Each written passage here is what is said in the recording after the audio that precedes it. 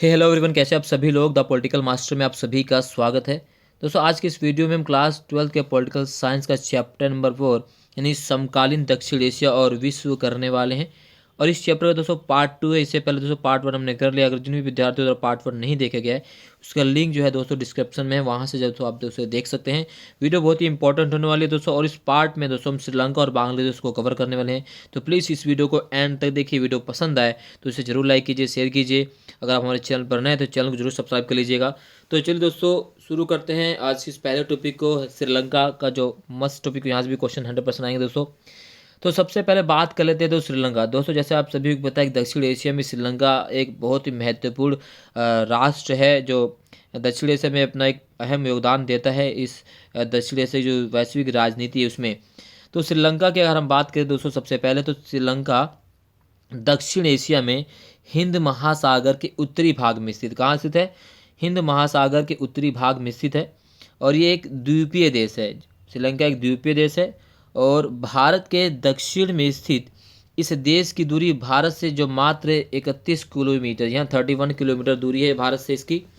और 1972 में, यानी 1972 तक इसका नाम सिलोन था, जिसे 1972 में बदलकर लंका कर दिया गया। और 1978 में इसके आगे सम्मान सूचक शब्द जोड़ दिया गया, श्री। और इसी के बाद से दोस्तों 1978 के बाद इसे श्रीलंका के नाम से जाना गया। श्रीलंका की 2 राजधानी, इसके बाद में हम चर्चा करेंगे दोस्तों, कोलंबो और एक और नई राजधानी बनाई गई है। अब श्रीलंका के बारे में कुछ और जानते हैं दोस्तों। श्रीलंका जो है 1948 में दोस्तों आज़ाद होता है। यहाँ देख सकते हैं श्रीलंका को 1948 में स्वतंत्रता मिली। और श्रीलंका भी अपनी स्वतंत्रता के समय से ही दोस्तों एक लोकतांत्रिक देश की स्थिति बनाए रखा हुआ है। श्रीलंका में बात करें दोस्तों, तो यहाँ पर दोस्तों श्रीलंका में तमिल और सिंगली जो बहुसंख्यक हैं, सिंगली और तमिल में जो भाषी वाद है, भेदभाव, उसी के आधार पर श्रीलंका में जो संघर्ष की स्थिति बनी हुई है। और ये संघर्ष की स्थिति दोस्तों श्रीलंका में जो है गृह युद्ध का रूप धारण कर लेती, इसकी भी हम चर्चा करेंगे। तो श्रीलंका एक सफल लोकतंत्र दोस्तों जा रहा है और सामाजिक आर्थिक क्षेत्र में अपनी अच्छी स्थिति के बावजूद जो है सिंगली और तमिल समुदायों के बीच जो है जातीय संघर्ष का शिकार रहा है श्रीलंका। और जातीय संघर्ष क्या है, इसकी भी अभी हम चर्चा करेंगे दोस्तों। यह संघर्ष मुख्य रूप से तमिलों द्वारा श्रीलंका में अलग राष्ट्र की मांग एवं संसाधनों पर अधिकार के लिए था। वहीं दूसरी ओर सिंगली समुदाय द्वारा लगातार उनकी इस मांग का विरोध किया जाता रहा है। यानी जो तमिल लोग हैं वो लगातार संसाधनों पर अपने अधिकार की मांग करते हैं। श्रीलंका के तमिल वासियों को कहना है कि भाई जो सिंहली लोगों को अधिकार दिया जा रहा है वैसे अधिकार हमें मिलना चाहिए। बट श्रीलंका के जो सिंहली समुदाय, जो वहाँ के जो मूल निवासी अपने आप को मानते हैं, उनके द्वारा जो है इन तमिलों के इस अधिकार के मांग का विरोध किया जाता रहा है। और इसी मांग और अधिकार के विरोध ने श्रीलंका में संघर्ष की उत्पत्ति की है, जिसे हम जातीय संघर्ष के नाम से जानते हैं। और जातीय संघर्ष के पीछे कई कारण है रहे दोस्तों, जैसे मैं आपको बताते चलूँ। जैसे एग्जाम्पल के लिए अगर हम बताएं तो श्रीलंका में जो बहुसंख्यक सिंगलियों ने धर्म और भाषा के आधार पर एक नए राज्य की मांग का निर्माण किया। और यहीं से ही जो है जातीय भेदभाव की शुरुआत होती है और यहीं से ही जो जातीय संघर्ष की शुरुआत भी होती है। श्रीलंका सरकार के तमिलों के प्रति जो भेदभाव और उपेक्षा की जो नीति है उसने जातीय संघर्ष को बढ़ाया है। 1956 में दोस्तों श्रीलंका में एक संविधान बनाया गया और उस संविधान में श्रीलंका में जो सिंगली है उसे राष्ट्रभाषा घोषित कर दिया गया। तमिलों को अधिकार नहीं दिया गया। सिंगलियों को जो है दोस्तों सरकारी नौकरियों में आरक्षण प्रदान कर दिए गए, उन्हें हर प्रकार के अधिकार दिए गए। बट दूसरी ओर जो तमिल जो लोग थे उन्हें अधिकार नहीं प्रदान किया गया, केवल सिंगलियों को ही अधिकार प्रदान किया गया। और सिंगलियों को राष्ट्रभाषा घोषित कर दिया गया, जो संविधान बनाया गया। तो ये भेदभावपूर्ण जो नीति थी, उस नीति ने श्रीलंका में दोस्तों तमिल और सिंगली जो भाषाभाषी दो लोग हैं उनके मध्य जो है एक जाति संघर्ष की उत्पत्ति शुरू कर दी, जो 1983 में दोस्तों एक कैसे जिसने गृह युद्ध का रूप धारण कर लिया। चलिए अब बात करते हैं दोस्तों श्रीलंकाई गृह युद्ध क्या है। तो हमने आपको बता दें कि श्रीलंका में जो जातीय संघर्ष है उसका कारण क्या रहा है, और इसे श्रीलंकाई गृह युद्ध के नाम से जानते हैं। श्रीलंका में बहुसंख्यक सिंगली और अल्पसंख्यक तमिलों के बीच जो है दोस्तों 23 जुलाई 1983 से आरंभ हुआ, जिसे हम जो ये गृह युद्ध के नाम से जानते हैं। मुख्यतः यह श्रीलंकाई सरकार और अलगाववादी गुट लिट्टे के बीच लड़ा जाने वाला युद्ध है। 30 महीनों के सैन्य अभियान के बाद मई 2009 में श्रीलंकाई सरकार ने लिट्टे को परास्त कर दिया और इस गृह युद्ध को समाप्त कर दिया। यानी 1983 से दोस्तों ये गृह युद्ध प्रारंभ होता है, जातीय संघर्ष प्रारंभ होता है। और जो समाप्त कब होता है, 2009 में समाप्त होता है दोस्तों, राइट। 2009 में ये युद्ध जो है समाप्त होता है। तो इसके आधार पर अगर हम बात करें तो जाति संघर्ष का सबसे बड़ा कारण क्या था? कारण यह था भेदभावपूर्ण नीतियाँ। संविधान में तमिलों को उपेक्षा का शिकार बनाया गया, उन्हें अधिकार प्रदान नहीं किए गए, उन्हें दोयम दर्जे जैसे नागरिकों जैसा उनके साथ सलूक किया गया। और यही दोस्तों जो तरीका था, इसने भेदभावपूर्ण तरीका था श्रीलंका में तमिलों के साथ, इसने ही संघर्ष को जन्म दिया दोस्तों। चलिए, अब श्रीलंका में तमिल के जो मुद्दे हैं वो क्या कह रहे हैं, उनके क्या विरोध रहा है तमिलों का। इनका कहना है कि भाई हमें नागरिकता दिए जाने से करना है। श्रीलंका की जो संविधान जिसे 1956 में बनाया गया, वहाँ पर जो है तमिलों को अधिकार नहीं दिए गए।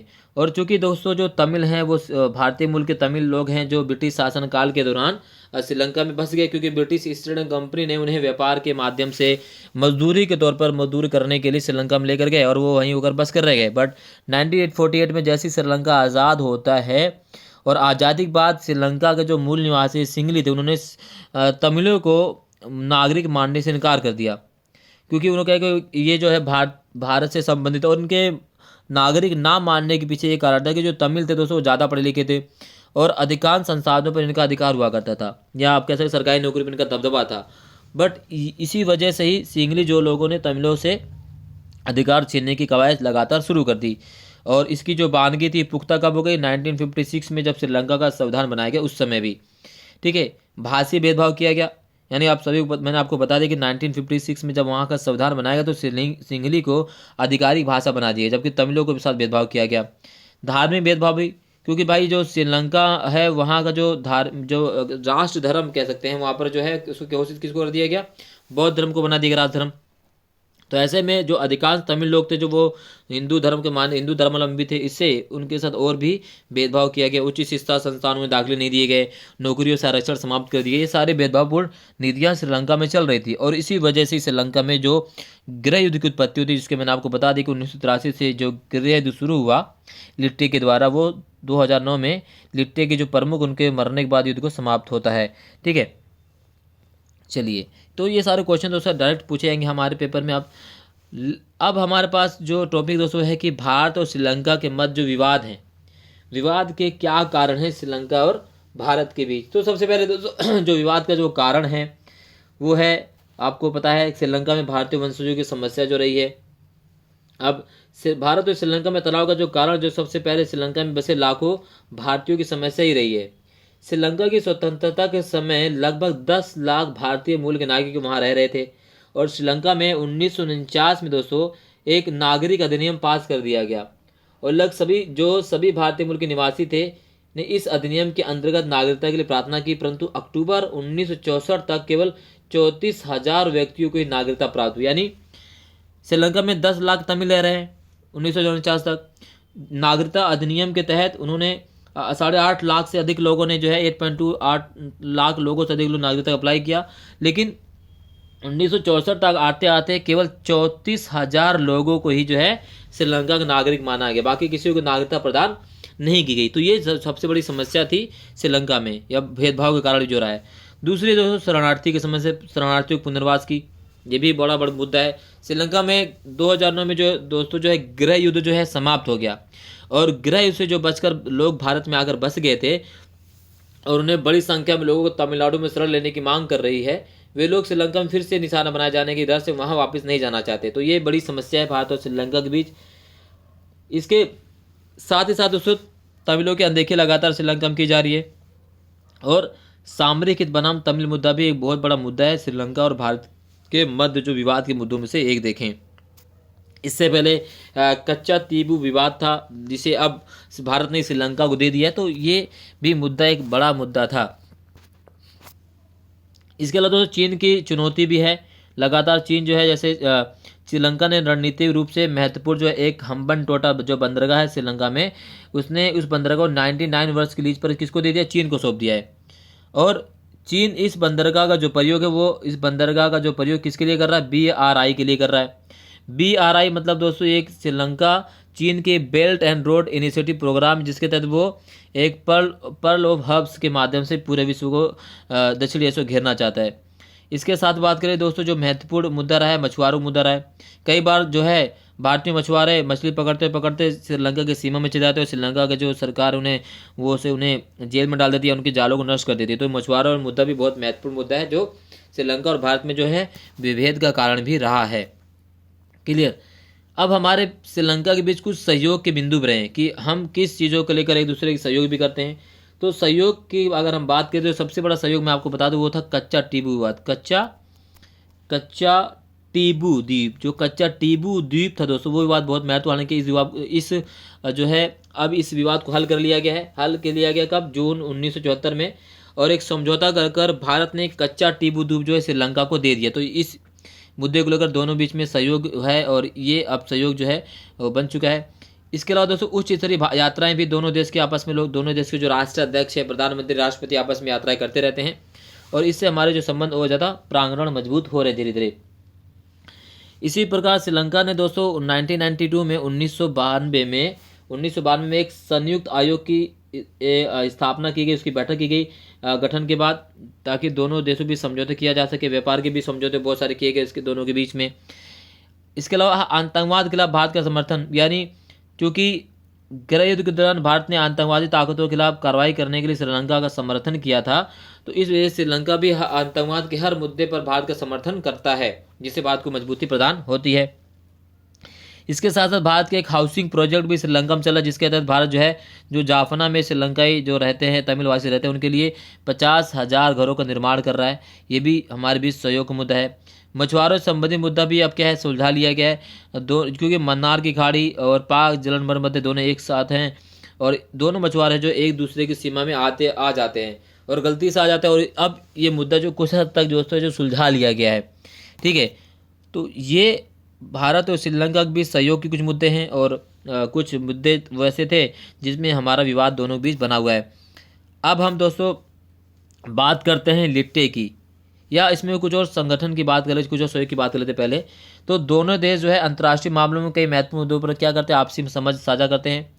भारत और श्रीलंका सार्क और बिम्स्टेक के सदस्य हैं और सार्क देशों में भारत का व्यापार श्रीलंका सबसे अधिक है। तो ये भी हमारे बीच जो संबंध को और अच्छा विकसित करना है। दिसंबर 1998 में एक अंतर सरकारी पहल के माध्यम से भारत श्रीलंका फाउंडेशन की स्थापना की गई और इसका उद्देश्य दोनों देशों के बीच वैज्ञानिक, तकनीकी, शैक्षणिक, सांस्कृतिक आदि क्षेत्रों में सहयोग को बढ़ावा देना है। भारत और श्रीलंका के बीच द्विपक्षीय व्यापार लगभग $4.5 बिलियन का है, जिसे भारत द्वारा श्रीलंका को किया गया निर्यात लगभग $3.7 बिलियन और श्रीलंका से भारत को किया गया निर्यात लगभग $900 मिलियन का रहा है। तो ये व्यापारिक रूप से भी हम मजबूत हो रहे हैं एक दूसरे देशों के साथ। और दोनों देशों की सेनाओं के बीच एक संयुक्त सैन्याभ्यास मित्र शक्ति और संयुक्त नौसेना अभ्यास सिलनेक्स का आयोजन किया जाता है। ये भी यानी ये जो आयोजन होता है दोस्तों संयुक्त सैन्य अभ्यास, इससे भी हमारे संबंध जो है पहले से और ज़्यादा मजबूत हुए हैं। और समकालीन में देखें तो भारत के प्रधानमंत्री नरेंद्र मोदी और जो वहाँ के राष्ट्राध्यक्ष वो भी भारत में आते और उन्होंने एक संधि पर हस्ताक्षर किया। तो अब हमारे रिश्ते जो है हालांकि उठा पटक वाले रहे, बट अभी जो है एक प्रकार से कह सकते हैं कि मजबूत अधिक हो रहे हैं इस समकालीन समाज की अगर हम बात करें तो ये दोस्तों सहयोग के कुछ मुद्दे हैं। एक हमारा टॉपिक दोस्तों बचा हुआ इसमें लिट्टे। अब बात करें लिट्टे, तो लिट्टे का जो दोस्तों गठन होता 1972 में किसने की थी, वेलपिल्लई प्रभाकरन ने तमिल न्यू टाइगर नाम का एक संगठन शुरू किया, जिसमें युवा स्कूली बच्चे शामिल किए गए। एक अलग मांग क्या थी इनकी, एक दोस्तों अलग राष्ट्रीय तमिलम की मांग थी। 1976 में संगठन का नाम बदलकर क्या कर दिया गया, लिबरेशन टाइगर्स ऑफ तमिल इलम। 1976 में ही विलकाडे नरसंहार के अंजाम देकर लिट्टे का कुख्यात संगठन के तौर पर मशहूर हो गया। वर्ष 1983 में लिट्टे ने घात लगाकर हमला किया, जिसमें श्रीलंकाई सेना के 13 सैनिक मारे गए। इसके बाद तमिल विरोधी दंगे भड़क गए, जिसमें सैकड़ों लोगों की मौत हुई। लिट्टे ने सिलसिलेवार ढंग से बड़े बड़े हमलों को अंजाम दिया। वर्ष 1985 में महाबोधि हमले में लिट्टे ने अनुराधापारा के एक मठ में 146 लोगों की हत्या कर दी। इसके अलावा 1987 में लिट्टे ने श्रीलंका में एक बम धमाके में 113 लोगों की हत्या कर दी। इस हमले को कोलंबो सेंट्रल बस अड्डा धमाके के नाम से भी याद किया जाता है। तो ये लिट्टे का संगठन है और जिसे 2009 में समाप्त कर दिया गया प्रभाकरन की, जब उसको मार दिया गया उसके बाद लिट्टे समाप्त हो जाता है। एक बहुत बड़ा संगठन था लिट्टे दोस्तों, तो ये टॉपिक भी आपको पता होना चाहिए। ठीक है, भारतीय शांति सेना इंपॉर्टेंट टॉपिक है, यहाँ से भी क्वेश्चन पूछा जा सकता है। तो भारतीय शांति सेना ये आपसे जरूर IPKF क्या है, तो ये दोस्तों क्या भारतीय शांति सेना है। और भारतीय सेना दल जो है 1987 से 1990 के मध्य श्रीलंका में शांति स्थापना ऑपरेशन क्रियान्वित कर रहा था, जो 1989 में वापस आ गया। श्रीलंका में ये मध्यस्थता करने गए थे हम। और भारत ने ऑपरेशन पवन के तहत श्रीलंका में गृह युद्ध खत्म करने के लिए शांति सेना भेजी थी।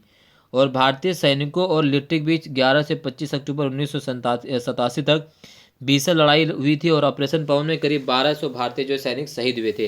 तो ये ऑपरेशन पवन था। भारतीय शांति सेना 1987 में श्रीलंका में लिट्टे और जो वहाँ पर तमिल भाषी बहुभाषी जो थे लोग, तमिल अल्पसंख्यक और सिंगली बहुभाषी में जो आंदोलन चल रहा था, जो विरोध चल रहा था, जो प्रदर्शन चल रहा था, उसको शांत करने के लिए 1987 भारत अपनी शांति सेना श्रीलंका भेजी थी IPKF, ठीक है, जो 1989 में भारत ने वापस बुला ली।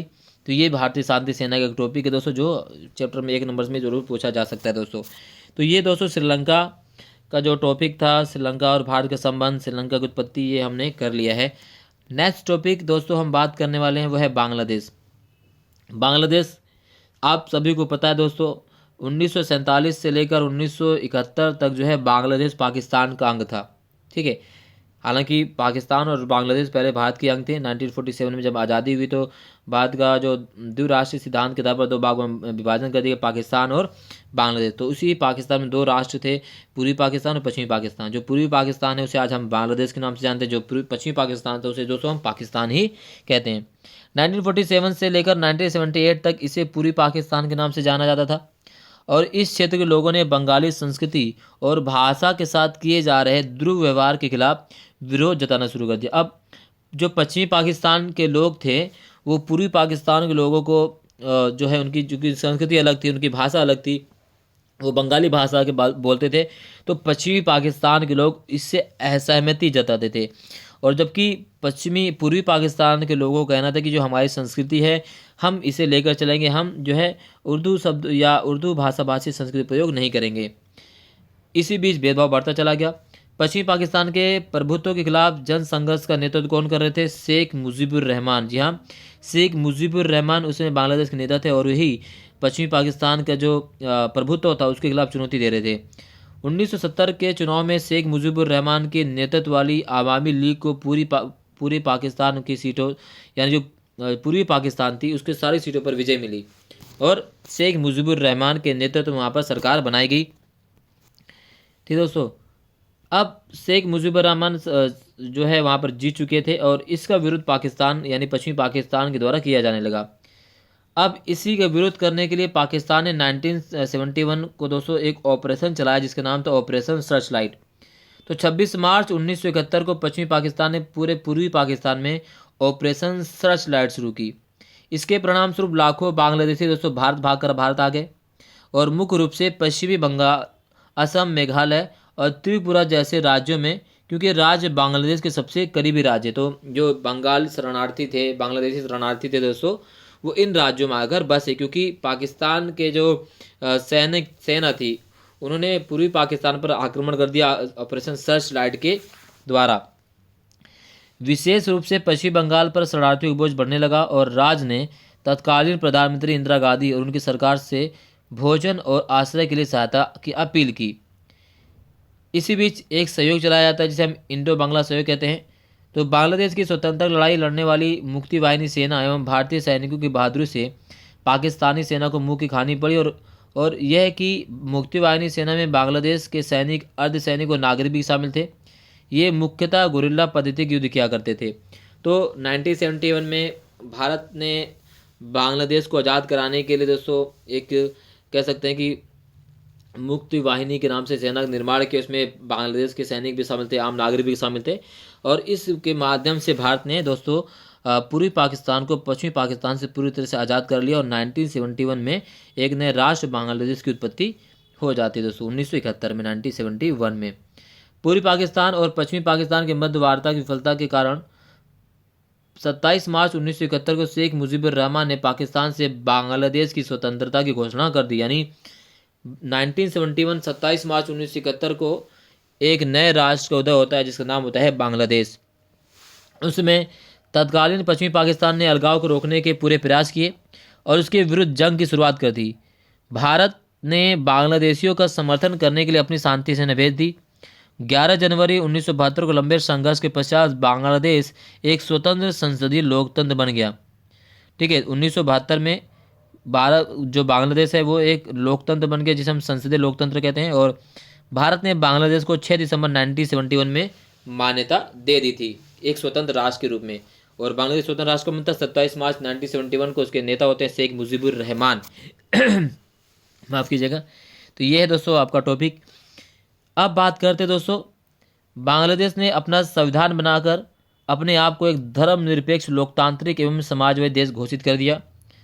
सन 1975 शेख मुजीबुर रहमान ने संविधान में संशोधन करवाकर संसदीय प्रणाली की जगह आदर्शात्मक शासन प्रणाली को मान्यता दे दी। उसके बाद 1975 में सेना ने शेख मुजीबुर रहमान के विरुद्ध बगावत कर उन्हें मार दिया और नए सैनिक शासक जियाउर रहमान ने अपनी बांग्लादेश नेशनल पार्टी बनाई और 1979 के चुनाव में सफलता प्राप्त की।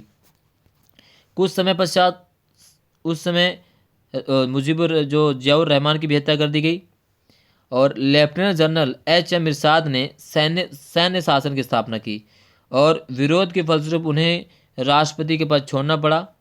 उसके बाद दोस्तों 1991 में बांग्लादेश में लोकतांत्रिक चुनाव हुए और बहुदलीय चुनाव पर आधारित प्रतिनिधित्व वाली एक सरकार बनी। यानी बांग्लादेश में जो लोकतंत्र की स्थापना दोस्तों वो 1991 से हुई और अभी तक बांग्लादेश में जो है सही रूप से सुचारू रूप से लोकतंत्र कायम है। और इस समय जो बांग्लादेश की जो प्रधानमंत्री दोस्तों वह है शेख हसीना जी है, जो बांग्लादेश में स्वतंत्र लोकतंत्र के संचालन में अपना योगदान दे रही हैं। अब बात करते हैं दोस्तों भारत और बांग्लादेश के बीच कुछ विवाद के मुद्दे कौन कौन से हैं। तो भारत और बांग्लादेश के बीच जो सबसे बड़ा विवादित मुद्दा है वह है दोस्तों सीमा विवाद। सबसे बड़ा मुद्दा क्या है? सीमा विवाद। क्योंकि दोस्तों अगर हम रक्षा मंत्रालय की बात करें तो भारत जो है बांग्लादेश के साथ जो है 4351 किलोमीटर तक फैली भूमि सीमा को साझा करता है। यानी भारत अपने पड़ोसी देशों में सबसे ज़्यादा सीमा किसके साथ साझा करता है? बांग्लादेश के साथ साझा करता है। और ये ज़मीनी इलाके कहाँ कहाँ से मिलते हैं? पश्चिम बंगाल, असम, मेघालय, त्रिपुरा और मिजोरम राज्य से जुड़े हुए हैं। उसके अलावा दोस्तों पोरस बॉर्डर को अक्सर भारत से बांग्लादेश तक खाद्य वस्तुएं, मवेशी और औषधियों, दवाइयों की तस्करी के लिए एक मार्ग के रूप में उपयोग किया जाता है। तो ये जो बहुत बड़ा मुद्दा है दोस्तों सीमा विवाद का भारत और बांग्लादेश के बीच। दूसरा सबसे बड़ा मुद्दा जल विवाद। भारत और बांग्लादेश के बीच कुल करीब 50 से अधिक यानी आप देखें 56 नदियाँ बहती हैं। हालांकि 1996 में गंगा समझौते के बाद दोनों में पानी के बंटवारों को लेकर कोई समझौता नहीं हो पाया है। तीसरा सबसे बड़ा विवाद है तीस्ता नदी जल विवाद। जल विवाद को लेकर दोनों देशों के बीच सबसे बड़ी दुविधा तीस्ता नदी जल को लेकर है। और गंगा ब्रह्मपुत्र मेघना, जहाँ गंगा ब्रह्मपुत्र मेघना नदी के बाद तीस्ता भारत व बांग्लादेश से होकर बहने वाली चौथी सबसे बड़ी नदी है। और तीस्ता नदी को लेकर दोनों देशों के बीच विवाद लगातार चला आ रहा है। ये महत्वपूर्ण विवादित बिंदु है जो भारत और बांग्लादेश के बीच अभी भी बने हुए हैं। इसके साथ और कौन सी विवादित मुद्दे हैं? वो है चकमा शरणार्थी का। जैसे आप सभी बता कि बांग्लादेश से अप्रैल 1990 में लगभग 60,000 चकमा शरणार्थी भारत आ चुके हैं। और चौधरी चरण सिंह की वापसी के लिए कई बार बातचीत हुई परंतु अभी तक कोई समझौता नहीं हो पाया। नहीं, जो चकमा शरणार्थी उनको वापसी भेजने की कई बार बात हुई परंतु अभी तक समझौता नहीं हो पाया है। इसके अलावा 3 बीघा गलियारे का हस्तांतरण, अवैध प्रवासन भी कई बार जो है हमारी समस्या बनी हुई है। और आज भी सबसे बड़ी समस्या जो है अवैध प्रवासन ही दोस्तों भारत में बांग्लादेश की। तो ये विवादित मुद्दे हैं भारत और बांग्लादेश को लेकर। इसके साथ साथ दोस्तों अगर हम बात करें NRC और CA का मुद्दा लगातार बना हुआ, ये भी एक विवाद का कारण है। क्योंकि CA यानी भारत सरकार तो पूरे भारत में राष्ट्रीय नागरिक रजिस्टर यानी national register of citizen NRC को लागू करने के प्रस्ताव और नागरिकता संशोधन अधिनियम CAA यानी सिटीजन अमेंडमेंट एक्ट को लागू करने किए जाने से भी भारत बांग्लादेश संबंधों पर प्रतिकूल प्रभाव पड़ा है। इसके अलावा चीनी फैक्टर भी मौजूद है दोस्तों। नेबरहुड फर्स्ट की नीति अपनाने के बावजूद चीन के क्षेत्र में भारत का प्रभाव कम हो रहा है। यानी बांग्लादेश में अब चीनी प्रभाव ज़्यादा हो रहा है और भारत का प्रभाव धीरे धीरे कम हो रहा है। भारत के पारंपरिक सहयोगी माने जाने वाले श्रीलंका, नेपाल और मालदीव जैसे देशों का झुकाव भी चीन के प्रति बढ़ रहा है। क्योंकि चीन द्वारा इन देशों में व्यापार, अवसंरचना और रक्षा क्षेत्र में व्यापक निवेश किया जा रहा है जो कि भारत द्वारा नहीं किया। ये हो सकता है कि हमारी दोस्तों लूज पॉलिसी का भी कुछ चीज़ें हो सकती हैं। यानी हमने भी इस ओर सही प्रकार से ध्यान नहीं दिया है क्योंकि चीन लगातार जो है अपनी मदद के माध्यम से दक्षिण एशिया पर अपना पांव पसार रहा है। ठीक है दोस्तों, अब बात कर लेते हैं कि भारत और बांग्लादेश के बीच सहयोग के कौन कौन से बिंदु हैं। तो सबसे बड़ा सहयोग दोस्तों सैन्य सहयोग है। प्रधानमंत्री शेख हसीना के नेतृत्व वाली बांग्लादेश सरकार ने अपनी सीमाओं से भारत विरोधी उग्रवादी तत्वों को समाप्त करने का कार्य किया है, जिसके परिणाम स्वरूप भारत बांग्लादेश सीमा क्षेत्र में सबसे शांतिपूर्ण क्षेत्रों में से एक बन गई। यानी अब यहाँ पर इतनी उठापटक नहीं होती जितनी पहले होती थी। यानी भारत के पड़ोसी राज्यों में सबसे शांत सीमा जो है किसकी दोस्तों रही है, वह है बांग्लादेश की सीमा रही है। ठीक है, इसके बाद दोस्तों अगर हम बात करें तो 1971 की एक मैत्री संधि भी थी हमारे साथ, शेख मुजीबुर रहमान के साथ की गई थी संधि। ठीक है, भूमि सीमा समझौता वर्ष 2015 में बांग्लादेश और भारत ने ऐतिहासिक भूमि सीमा समझौता किया और इस समझौते के मुताबिक जो है दोस्तों जो हमारे जो सीमा विवाद वो हल कर लिया गया है। व्यापार संबंध, बांग्लादेश दक्षिण एशिया में भारत का सबसे बड़ा व्यापारिक साझेदार है और वित्तीय वर्ष के अगर 2018-19 की बात करें तो भारत से बांग्लादेश को किया जाना निर्यात $9.21 बिलियन है और आयात $1.4 बिलियन का था। विकास के क्षेत्र भी कई महत्वपूर्ण हमारे दोस्तों, हमने एक लाइन ऑफ क्रेडिट भी एक प्रकार ऋण के रूप में प्रदान किया बांग्लादेश को, और अभी कोविड-19 की वजह के दौरान भी हमने काफ़ी सहयोग दिया है बांग्लादेश को। तो ये कुछ सहयोग के बिंदु हमारे पास रहे हैं। बाकी ये सारी चीज़ देख सकते हो दोस्तों कि अभी जो है 26 मार्च 2021 को भारत के प्रधानमंत्री बांग्लादेश की आज़ादी के स्वर्ण जयंती समारोह में शामिल होने के लिए वहाँ पर दौरे पर गए और ऐतिहासिक दृष्टि से देखा जाए तो बांग्लादेश के स्वतंत्रता संग्राम के दौरान भारत ने इसे राजनयिक, सैन्य और मानवीय समर्थन प्रदान कर इसके निर्माण में एक बहुत ही महत्वपूर्ण भूमिका निभाई है। और बांग्लादेश के राष्ट्रपति बंगबंधु शेख मुजीबुर रहमान के जन्म शताब्दी और भारत और बांग्लादेश के बीच राजनयिक संबंधों की स्थापना के 50 वर्ष भी इस साल पूरे हुए हैं। तो कहीं ना कहीं भारत और बांग्लादेश के जो संबंध है सो बहुत मजबूत हो रहे हैं, प्रागरण हो रहे हैं और वर्तमान परिदृश्य से भी काफ़ी सही हमारे जो संबंध विकसित हो रहे हैं। व्यापार में भी हम एक दूसरे को सहयोग कर रहे हैं, संबंधों में हमारा लगातार परिवर्तन हो रहा है, यात्राएं और द्विपक्षीय यात्राएं दोनों देशों के राष्ट्राध्यक्ष कर रहे हैं। तो ये काफ़ी महत्वपूर्ण रहा है। भारत और बांग्लादेश के भी लगातार जो हमारे संबंध परिवर्तन हो रहे हैं। तो दोस्तों ये दो राष्ट्र हैं दक्षिण एशिया के, दो महत्वपूर्ण राष्ट्र हैं श्रीलंका और बांग्लादेश, जो कि हमने इस टॉपिक में क्लियर कर लिया है। नेक्स्ट पार्ट में दोस्तों हम नेपाल और मालदीव करने वाले हैं। तो प्लीज़ इस वीडियो को अगर आपको पसंद आए तो लाइक कीजिए, शेयर कीजिए। अगर इस वीडियो से कोई भी क्वेश्चन हो तो उससे कमेंट बॉक्स में जरूर पूछिएगा। वीडियो अच्छी लगे तो लाइक कर दीजिए और हमारे चैनल पर अगर आप नए तो चैनल को जरूर सब्सक्राइब कर दीजिए। धन्यवाद, जय हिंद।